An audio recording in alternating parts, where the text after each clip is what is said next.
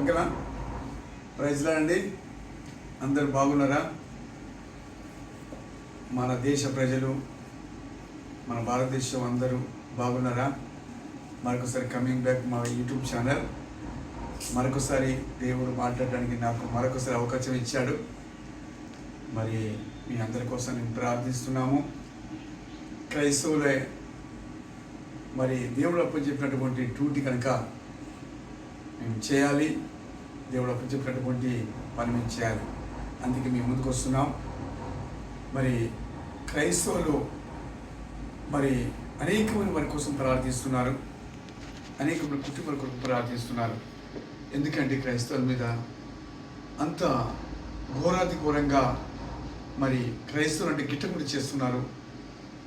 మరి మేము ఏమన్నా మత మార్పిడి చేస్తున్నామా, లేదా మతాన్నిగా మారుస్తున్నామా? అది కాదండి. ఇది మతము కాదు, ఇది మార్గము. నిత్య రాజ్యానికి, దేవునితో మీరు ఉండటానికి, దేవుని ఒక రాజ్యాన్ని కట్టడానికి ఇది మార్గం అండి. మరి క్రైస్తవులు ఏం చేస్తున్నారండి?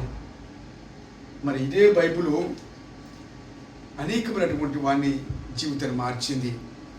తాగుబోతులు మార్చింది, వ్యభిచారాలు మార్చింది, లంగలు మార్చింది, అనేకమైన తాగుబోతులు మార్చింది, తిరుగుబోతులు మార్చింది, దొంగతలు మార్చింది, అబద్ధికులు మార్చింది, రోడ్ల మీద పిచ్చోళ్ళ లెక్క తిరుగుతున్న వారిని మార్చింది, మంత్రశక్తులతోని పీడింపబడుతున్న వారిని మార్చింది, భార్య భర్తల మధ్యలో అనేకమైన చిచ్చులు లేపుతున్నటువంటి అపవాదు నుంచి ప్రతి ఒక్క బిడ్డను మార్చి ఈరోజు దేవుని రాజ్యానికి వారసులుగా చేసింది. మరి ఎంతోమంది మరి వీళ్ళందరూ క్రైస్తవులు కాదండి. వీళ్ళందరూ అన్ని జిల్లా నుంచి వచ్చిన వాళ్ళే. మరి వాళ్ళందరూ ఎందుకు వచ్చారు? నిజమైన దేవుని తెలుసుకోనికి వచ్చారు. నిజమైన దేవుని తెలుసుకొని నడుస్తున్నారు కనుక క్రైస్తవులు సత్యాన్ని బోధిస్తారండి, అసత్యాన్ని బోధించలేరు. మీరు తెలుసుకోండి, వాళ్ళు ఏం ప్రార్థిస్తున్నారు, ఏమని సువార్త చేస్తున్నారు తెలుసుకోండి. దయచేసి మన భారతదేశం అంతా బాగుండాలి, మన భారతదేశ ప్రజలందరూ బాగుండాలండి. ఇదే బైబిల్ అండి మన జీవితాన్ని మారుస్తుంది. ఇదే బైబిల్. ఈ బైబిల్లో ఉన్నటువంటి వాడిని మీరు చదవండి. దేవుడు మిమ్మల్ని ప్రేమిస్తున్నాడు.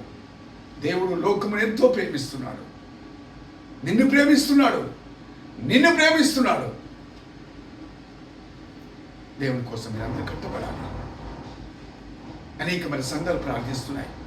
ఈరోజు చూడండి, ప్రపంచం ఒక్కసారి వెనుకబడి చూడండి, వ్యభిచారం నడుస్తుంది. అనేకమైన దొంగతనాలు, లంగతనాలు, అనేకమైన ఘోరాది ఘోరమైనటువంటి పాపం నడుస్తుంది. మరి దాన్ని ఎవరూ హెచ్చరించలేదు, ఎవరు అడిగారు? ఎవరు ప్రార్థిస్తారు దానికోసం? ఎవరు ప్రార్థిస్తారు చెప్పండి? క్రైస్తవులు అంటేనే ఎందుకండి ఇలాంటి? దయచేసి మా పని మంచియండి, మా దేవుడు మా అప్పచెప్పిన పని మేము చేస్తాం. మా పని ఇచ్చేయండి. తినగలను తినండి, లేకపోతే మానుకోండి, మీ ఇష్టం అది. కానీ మిమ్మల్ని ఎవరు ఇబ్బంది పెట్టరు, మేము ఎవరు బలవంతం కూడా చేయరు. దయచేసి చెప్తున్నా, మన క్రైస్తవ సంఘాలకు ఎవరిని బలవంతం చేయకండి, ఎవరిని లాక్కరాకండి. వారి ఇళ్ళలో పోయి కూడా మీరు ఏం చెప్పకండి, ప్రార్థించండి. దేవుడే వీల వేసి ప్రతి ఒక్కరిని పట్టుకొస్తాడు. క్రైస్తవ సంఘాలలో అల్లరి లేపకండి.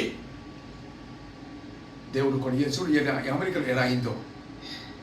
అనేకమైన దేశాలు కూడా దేవుని పిల్లల మీదకి పోతే దేవుడు కూడా ఒక బైబిల్ ఉన్నది. దేవుడు నా పిల్లల కనుకుంటూ పుట్టినవాడు నా కనుకుంటూ పుట్టినని దేవుడు చెప్పాడు. ఓర్చుకోడు దేవుడు. మేమేం చెప్తున్నాం మీరు ఏంటండి, దాన్ని స్పందించండి, లేకపోతే వదిలేసేయండి. దయచేసి చెప్తున్నాను, క్రైస్తవులకు వ్యతిరేకంగా నడవకండి. ఎక్కడైనా క్రైస్తవులు ప్రపంచవ్యాప్తంగా ఎవరైనా చేసిన దానికి వ్యతిరేకంగా మాట్లాడండి. వ్యతిరేకించారా? ఇది ఎందుకు చేస్తున్నారు, ఇలాంటి ఎందుకు చేస్తున్నారు అడిగారా? మరి వీరందరూ అడుగుతారండి. దయచేసి మేము చేసేది దేవుని యొక్క సువార్త. దేవుడు అప్పచెప్పినట్టు చేస్తున్నాం. మేము అందరినీ మార్చేసి తాగురా, వ్యభిచారం చేయాలని చెప్తున్నాం కదా.